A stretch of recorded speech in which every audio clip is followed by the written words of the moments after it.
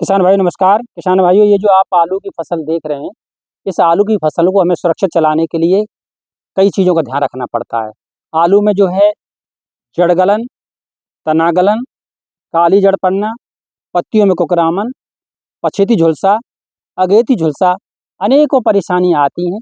किसान इनको देख कर के जब दुकान पे जाता है तो दुकानदार कई तरह की दवाओं को देने का प्रयास करता है, उसको भ्रमित करता है और भ्रमित करके अनेक दवाओं को जो चपेट देता है, तो यहाँ एक तरफ तो उसका बजट बढ़ जाता है, दूसरी तरफ जो है बेमेल दवाओं के प्रयोग से उसका जो है फ़ायदे के बजाय नुकसान होता है। तो किसान भाइयों, मेरा आपसे सुझाव है कि आप जो है अपना पूरा इरादा पक्का करके जाएँ, सही जानकारी से जाएँ और उन्हीं दवाओं को माँगें जिनकी ज़रूरत है।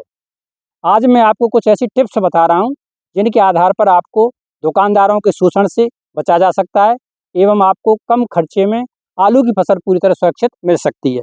मेरा पहला सुझाव यह है कि जब आपकी आलू की फसल 30-35 या 35 से 40 दिन की हो जाए, उस समय आप मैनकोजेब 75 WP या इसको M45 भी कहते हैं, इसका जो है छिड़काव जो है आपको करना है।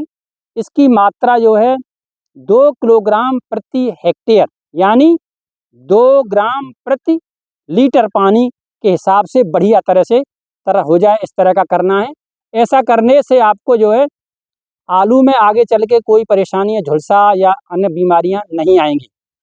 दूसरा आपको ये ध्यान रखना है कि आपको दूसरा छिड़काव जो है देखते रहना है, निगरानी करनी है। निगरानी में यदि आपकी किसी तरह से कोई समस्या अगर आती है, जैसे अगर आपकी जड़ काली हो रही है या जड़ गल रही है, ऐसी स्थिति में आप जो है कार्बनडाजिम 50 WP या इसको बावस्टीन भी कहते हैं, इस बावस्टीन की मात्रा 500 ग्राम प्रति हेक्टेयर के हिसाब से बढ़िया तरह से छिड़काव करोगे।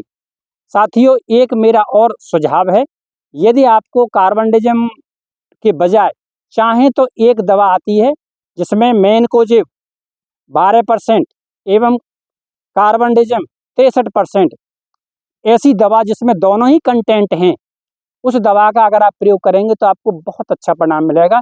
चूँकि मैनकोजेब कॉन्टैक्ट फंजीसाइड है और कार्बनडाजिम सिस्टमेटिक यानी इसके अंदर में जाकर के वो दवा जो है प्रवेश कर जाती है और अंदर प्रवेश करके वो जो है आलू की फसल को हमें सुरक्षा देती है। तो आप दूसरा मेरा ये परामर्श मानेंगे। साथियों, आप फसल की निगरानी करें। यदि आपकी पत्तियां कुक रही हैं, हालांकि ये आलू की फसल में कोई दिक्कत नहीं है, यदि किसी तरीके से पत्तियों में ऐंठन है, पत्तियां कुक रही हैं, तो वहाँ पर मोजेक का आक्रमण हो सकता है। मोजेक के आक्रमण के लिए आपको बहुत बढ़िया नुस्खा मैं बता रहा हूँ। रोगोर दवा आती है या इसको डाईमेथोएट कहते हैं।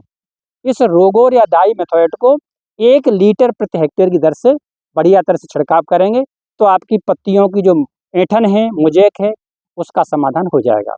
साथियों, तीसरा मेरा एक सुझाव ये है अगला कि आप जैसे देखते रहें, अगर आपकी फसल पर कोई परेशानी नहीं है तो आप जो मैंने बताए हैं वो छिड़काव हो गए। उसके बाद आपको केवल आलू फुलाने का दवा डालनी है। और यदि मान लीजिए किसी तरीके से आलू में झुलसा का प्रकोप हो जाता है, ब्लाइट, अर्ली ब्लाइट या लेट ब्लाइट हो जाती है, तो फिर आपको मेटालॉक्सिल दवा का प्रयोग करना है।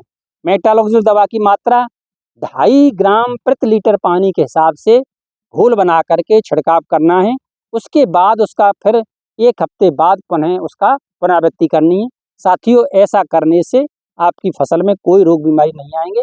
आप जो है दुकानदार के चंगुल से भी बचेंगे। सस्ता और आपको मैंने आसान तरीका बताया। यदि आपको मेरा ये तरीका पसंद आया हो तो आप जो है मेरे चैनल को सब्सक्राइब कर लें ताकि भविष्य में ऐसी ज्ञानवर्धक जानकारी मैं आपको ससमय उपलब्ध करा सकूं। धन्यवाद।